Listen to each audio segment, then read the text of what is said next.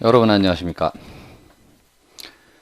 아시나요 시리즈 오늘의 주제는 이렇게 잡아봤습니다. 선전, 선동의 의미가 되죠. 프로파간다에 대해서 여러분께 설명을 드리도록 하겠습니다. 아침 식사로는 참 부담스러운 베이컨이죠. 그런데 이 베이컨이 지금은 아메리칸 브렉퍼스트의 전형으로 되어 있습니다. 이러한 것을 누가 언제 이런 트렌드를 만들었을까요? 그 점에 대해서 한번 알아보도록 하겠습니다. 1900년대 초반까지 미국의 아침 식사의 모습은 이랬습니다. 커피나 주스, 그리고 곁들인 빵, 이런 그 간편식을 먹는 것이 대세였다고 보시면 될 것 같습니다. 더구나 베이컨은 식품으로서도 크게 주목받지 못하는 식품이었어요. 잘 아시겠습니다만 지방이나 또는 나트륨 이런 문제들이 항상 수반되어 있죠. 더구나 미국에는 한 4개의 베이컨 업체가 당시에 있었다고 하는데요. 그 중에 이 비치 넛 패킹이라는 회사가 또 업계 중에서도 마이너한 업체였다고 얘기를 합니다. 이 업체가 베이컨의 활로 매출 증대를 노리기 위해서요. 당시로서는 생소했던 광고 전문가를 찾게 됩니다. 그리고는 갑자기 뜬금없이 베이컨과 계란이 미국인의 아침 식탁에 오르게 되었죠. 그 배경을 보시면 이렇습니다.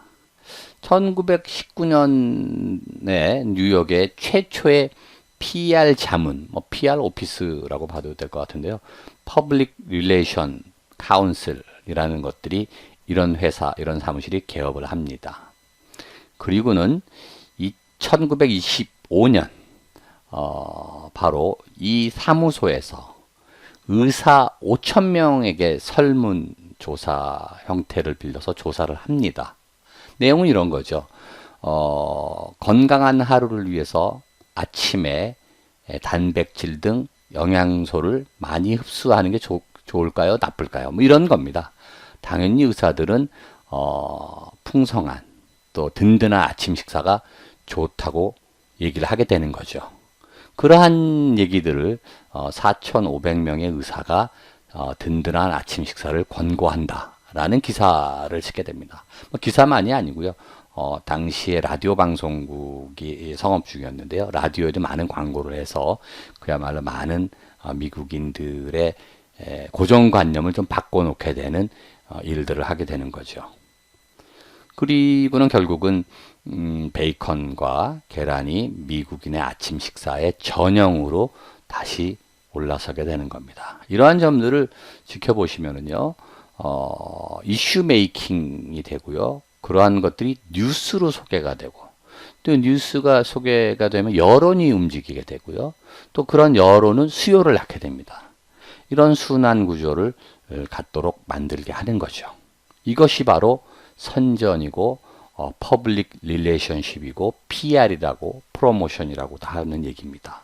바로 이러한 선전의 힘이 새로운 식문화를 탄생을 시켰다고 봐도 과언이 아닌 얘기가 되겠죠. 자, 이러한 아메리칸 블랙퍼스트를 탄생시키고 광고의 아버지라고 불리는 사나이가 있습니다. 바로 이 사람이죠.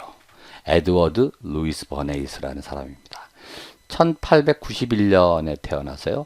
1995년 104세까지 살다 간 분이에요.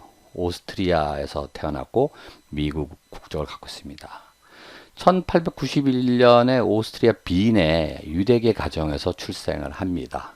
그리고는 버네이스가 1살 때 미국으로 가족 이민을 옵니다. 부친은 곡물 수출업에 종사를 한 성공적인 사업가였고요.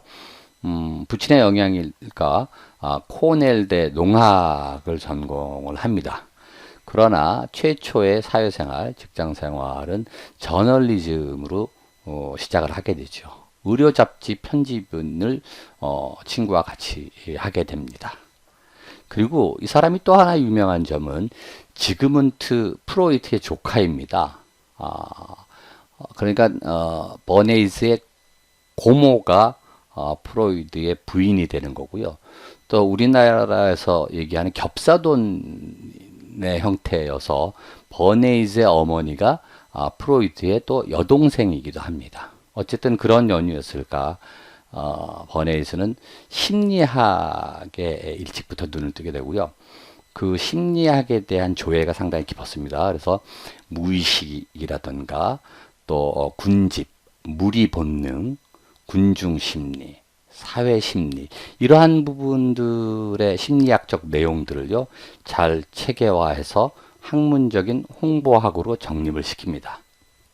그리고 오늘의 주자가 될 수 있는 프로파간다라는 책을 1928년에 저술을 하지요. 그리고 이거 외에도 14편의 저술이 더 있고요. 뉴욕대에서 최초 홍보학을 가르친 교수로 알려지기도 하고 있는 사람입니다. 결론적으로는요, 홍보업의 시조라고 봐도 과언이 아닌 사람이고요. 선전 홍보의 어떤 사회적 위력을 입증한 사람이 되겠습니다. 당대 불세출의 선전 기획들을 다수 했고요. 1, 2차 세계대전을 포함해서 선전에 막대한 영향력을 우리 인류에게 알려준 사람이기도 합니다.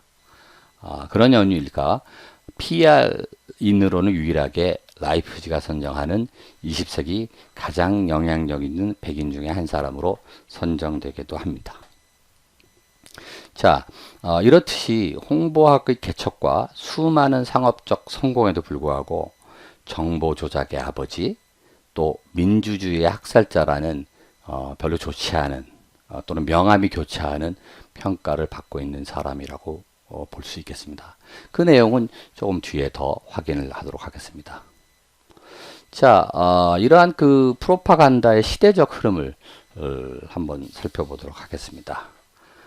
그 처음 프로파간다가 인류에게 등장을 하게 되는 것은요, 여기에 보시는 심볼에도 나타나 있습니다만 콩네가티오 데 프로파간다 피데라는 조직입니다. 그야말로 1922년 로마 카톨릭의 그레고리 15세 교황이 포교 전담 추기경위원회를 열게 됩니다. 이것은 바로 이 당시가 프로테스탄티즘이 굉장히 활발하게 확산되고 있는 시대였고요. 거기에 위기감을 느낀 교황이 교황청 산하의 별도의 포교 전담 기구를 설치를 하게 됩니다. 이런 얘기처럼 민간인에게는 잘 알려지지 않는 얘기였죠. 이런 것들이 세계 1차 대전의 발발을 계기로 많이 알려지게 됐고요. 1차 대전 이전에는 특별한 의미보다 그냥 종교적이고 뭐 별로 이렇게 색상이 안 느껴지는 그러한 단어였다고 보시면 되겠습니다. 그랬던 것이 세계 제1차 대전을 계기로 선전의 시대로 진입을 했다고 봐도 과언이 아닙니다. 여기 뭐 이미지에서 보시다시피 선동을 합니다. 모병을 하거나 징병을 할 때를 위하거나 또는 적의 정책과 우리의 정책의 차이를 선동하고 알리고 하는 것들이죠. 그래서 세계 1차 대전 초부터 이런 전쟁을 위한 국민 선동의 여러 가지 매체가 가동되는 이러한 체계적인 선전 활동이 시작되었던 시기라고 보셔도 되겠습니다. 또한 여론을 관리하고 통제하는 것은 상당히 전문적인 영역이라는 인식이 확산되게 되지요.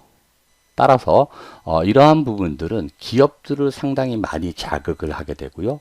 전후에는 이런 홍보 전문가가 기업에서 많이 스카웃되는 시대를 맞게 됩니다.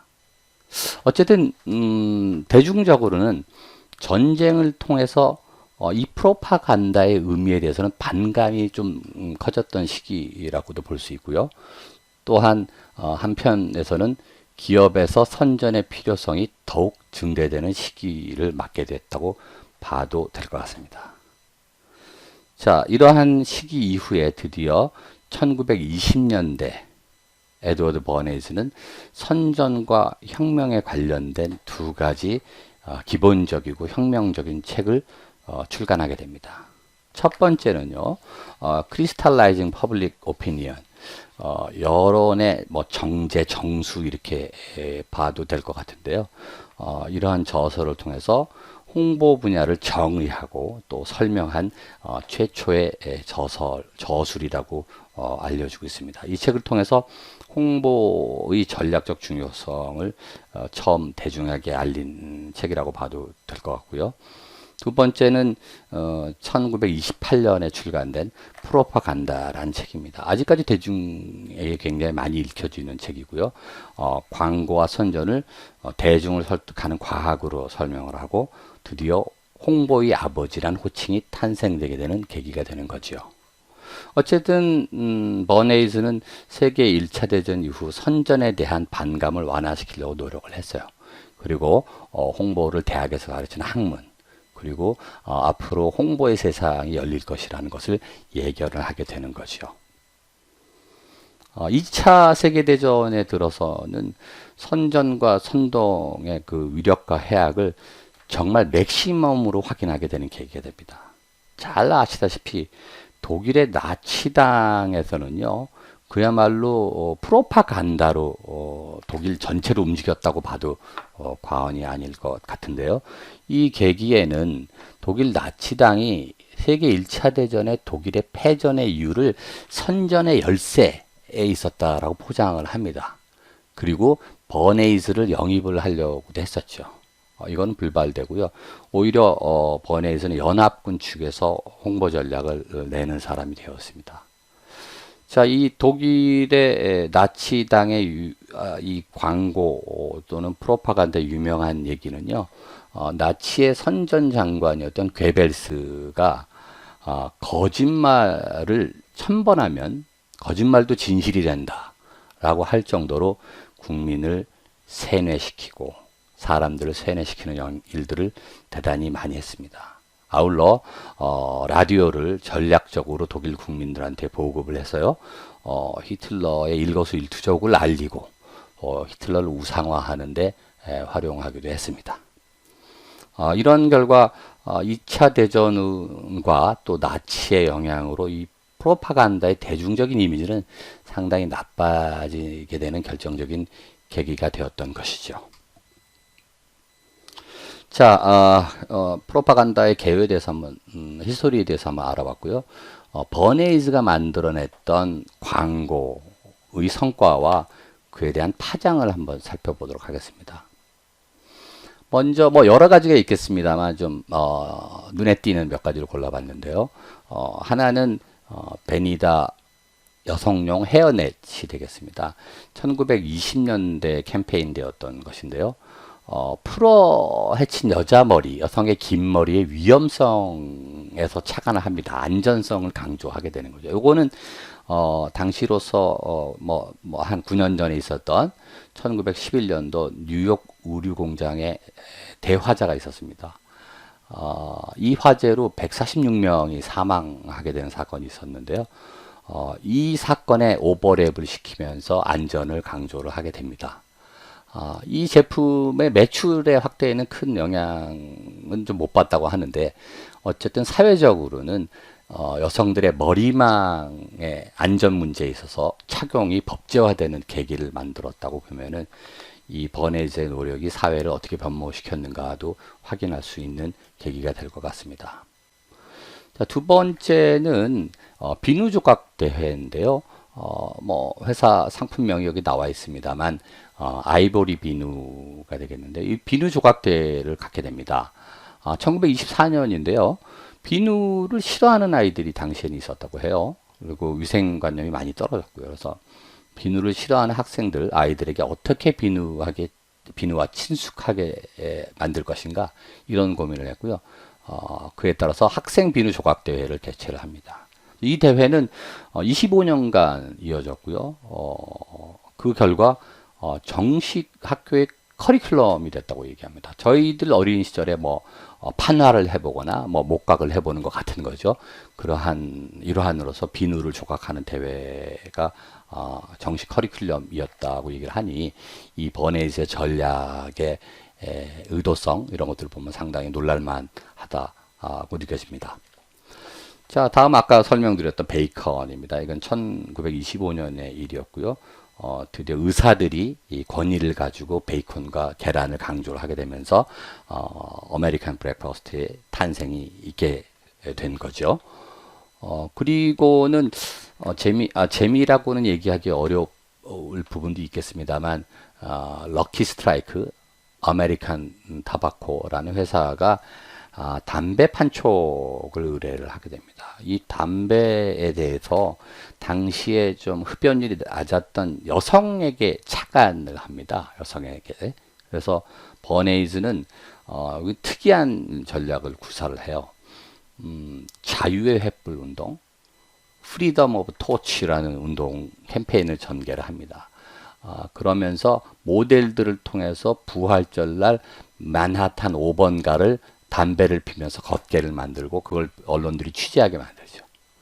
그러면서 담배는 뭐 억압됐던 여성들의 권익 이런 부분들을 자극을 하면서 담배가 권익 향상을 위한다 이러한 주장을 하게 됩니다. 아울러 지금으로서는 얼토당토하는 얘기가 되겠습니다만 담배가 구강을 살균하는 데도 좋다 또는 체중을 감량하는 데도 좋다고 주장을 하게 됩니다. 이래서 여성 흡연율이 뭐 4%대에 이르렀던 것이 14%로 증대가 되게 됩니다. 뭐 17%로 늘어났다는 사람도 있는데요. 이렇게 증가가 되고요.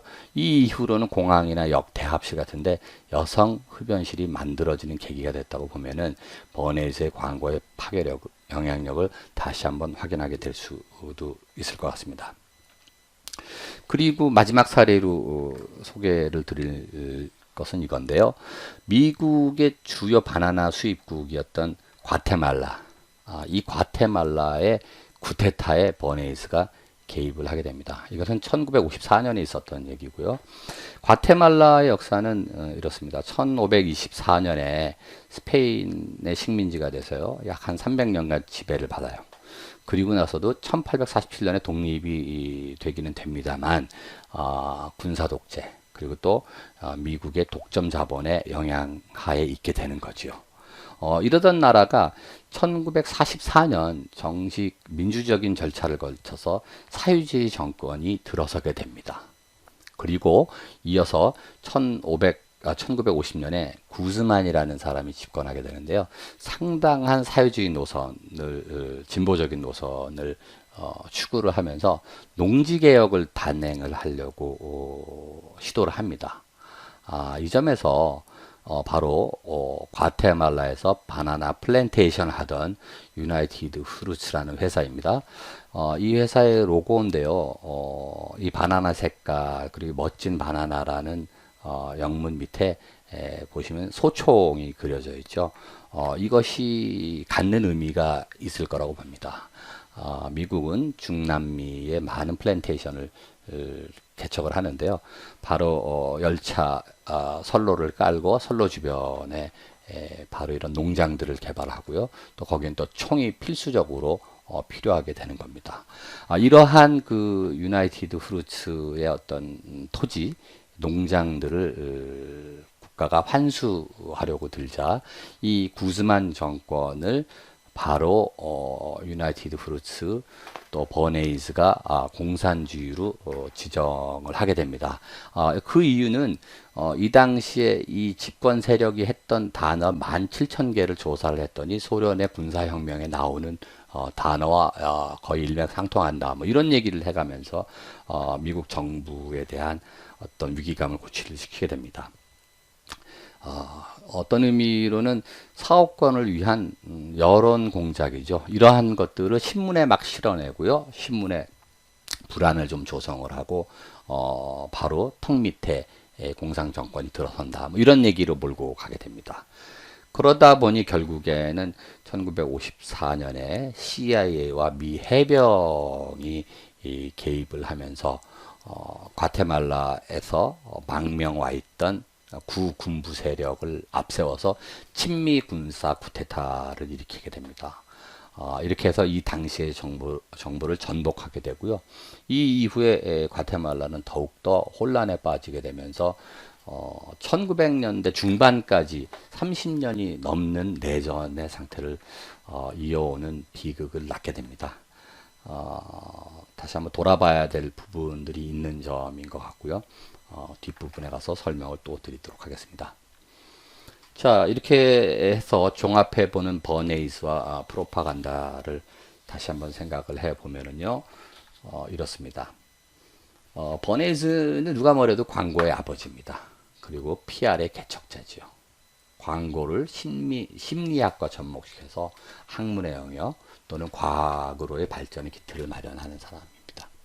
아울러 광고를 흔히 클라이언트가 하는 일을 대신하거나 그 물건을 뭐 판촉하고 홍보하고 하는 데 그치지 않고 사전에 환경을 조성하고 기반을 만들어내고 그래서 여론과 소비자를 움직이게 하는 현대적 개념을 이미 100년 전에 주창한 선구자이기도 합니다. 뭐 그림으로 보면 이렇죠.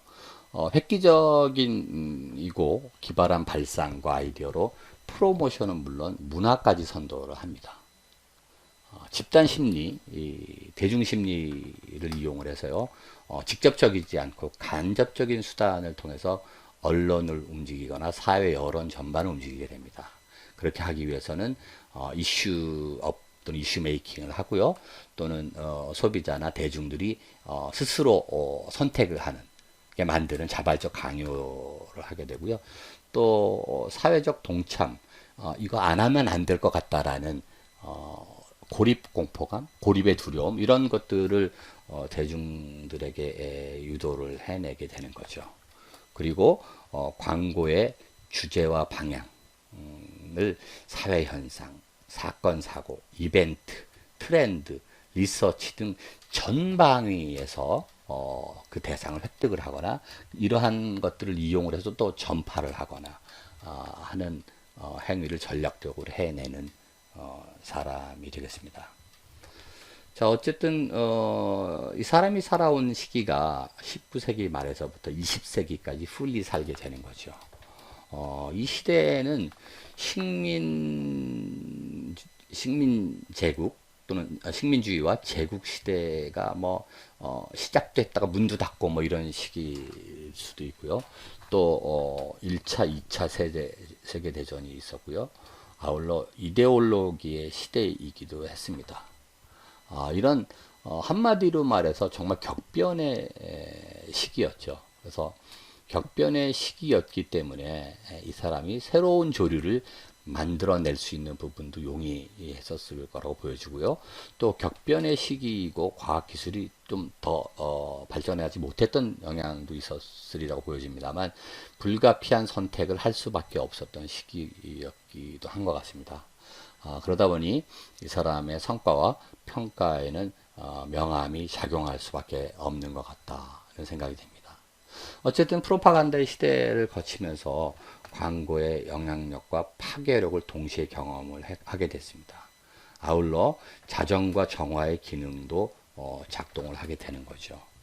아까 담배 광고가 1928년에 있었다고 얘기를 했습니다만 이때는 담배를 적극적으로 피게 했습니다만 그것에 대한 나중에 그 과학적 여러 가지 근거들이 밝혀지게 되면서 그 광고를 했던 것을 후회를 하기도 했다 그래요. 그래서 1964년에는 금연 캠페인도 적극적으로 전개를 했다고 보면은 역시 시대가 만들어내는 무지가 좀 작용됐던 부분도 없지 않나 이렇게 생각을 합니다.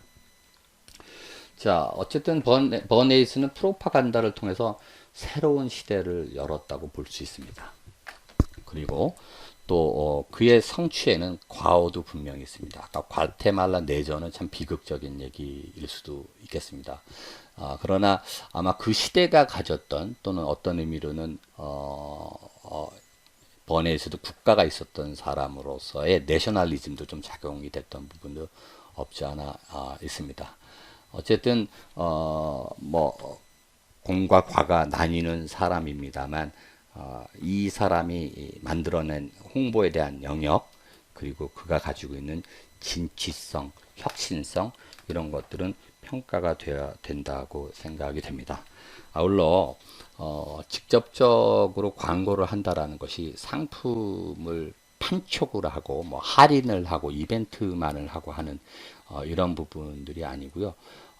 우회적 또는 간접적으로 그 대상의 본질적 필요 이유를 알려주고 또는 가져야 할 이유를 또는 갖지 않으면 주류에서 도태될 것 같은 이러한 전략적 심리전 같은 것들을 활발히 활용한 사례를 보면서 우리 이 시대를 살아가는 리더들도 조직을 움직이기 위해서 또는 대중을 움직이기 위해서 어떠한 행동을 해야 할지 이 버네이즈와 프로파간다의 사례에서 한번 찾아보시면 좋을 것 같다는 생각도 해봅니다. 감사합니다.